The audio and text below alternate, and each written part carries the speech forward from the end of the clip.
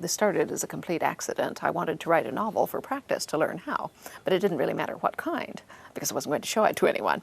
And so I said to myself, what's the easiest possible kind of book I could write for practice? And I said, well, for me, perhaps that would be a historical novel. I was a research professor at Arizona State University. I knew what to do with the library. I said, it seems easier to me to look things up than to make them up, and if I turn out to have no imagination, I can steal things from the historical record, which actually works very well. And so I said, fine, historical novel, where shall I set this? Because I have no particular background in history, just the 6 hours of Western civilization they make you take as a university undergrad. And so one time would do as well as another. I'd have to look it all up anyway. So I was looking for a congenial time and place, and I was thinking, you know, Italian Renaissance, American Civil War, you know, what seems appealing. And in this mood, I happened to see a really old Doctor Who rerun. It was one of the old Patrick Troughton episodes, which has to have been done 45 years ago. Anyway, in this particular episode, the Doctor had picked up a young Scotsman from 1745. And this was a boy, 17, 18, who appeared in his kilt. And I said, well, that's fetching. And I found myself still thinking about this the next day in church. And I said, well, you've got to start somewhere. The important thing is just to pick a point and get going. So I said, fine, Scotland, 18th century. So that's where I began, knowing nothing about Scotland or the 18th century, having no plot, no outline, and no characters, nothing but the rather vague images conjured up by the notion of a man in a kilt, which is, of course, a very powerful and compelling image. And so that's where I began. I went immediately to the library, looked up Scotland, 18th century, and that's where we began.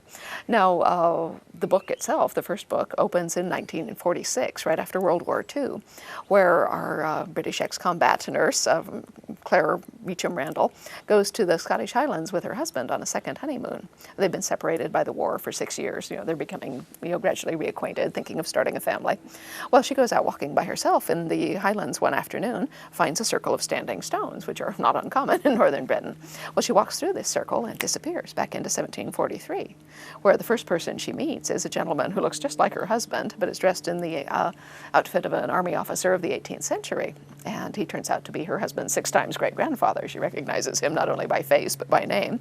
Unfortunately, he also turns out to be a sadistic bisexual pervert, and while fleeing from him, she falls into the hands of a group of Highland Scots who are also trying to get away from him for other reasons. They, of course, are extremely bemused to find an English woman wandering around the Highlands in what appears to be her underwear, and they pick her up and take her to their castle. Well, she, of course, is trying to get away from them without falling afoul of the notorious Black Jack Randall, and ends up being obliged to marry one of the young clansmen in order to avoid being turned over to Black Jack Randall, which kind of puts her in an invidious position. You know, she's got a husband in both centuries, and what is she going to do now? So the story kind of unrolls along those lines. The series as a whole occupies the entire second half of the 18th century, pretty much, and we move from the Jacobite Rising started in 1743 in the past, and we'll be going all the way through the American Revolution and out the other end. Early 1778 will be where most of this book takes place, is through that year, which was a very active year, involving the Battle of Saratoga and another few important things. Now, this book also deals not only with Jamie and Clara'S main story, but with the story of their daughter and her family, who are at the moment of speaking back in the 20th century, but we don't know how long that will last, and with his illegitimate son, aka the 9th Earl of Ellesmere, who naturally doesn't know that his real father is a Scottish criminal and would be horrified if he did know. He may or may not find out in this book, but it's a dead cert that he will be on the opposite side because he's an officer in the British Army.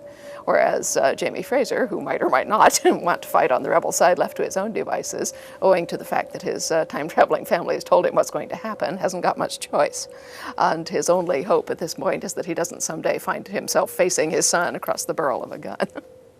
And so that's essentially where we are in this book. I don't write with an outline, and I don't write in a straight line.